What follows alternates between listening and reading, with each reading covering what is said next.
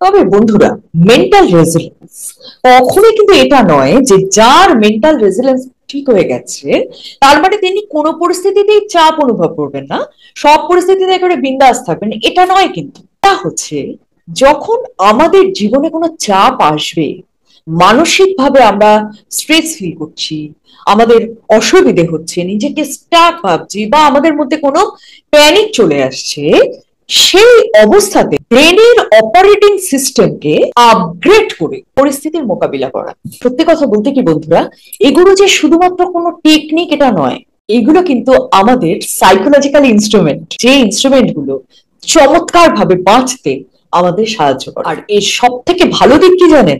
যত প্র্যাকটিস করবেন তত আপনি এই জিনিসগুলোকে ব্যবহার করার ক্ষেত্রে পারদর্শী হবেন। বন্ধুরা, একটা জরুরি ঘোষণা করার আছে।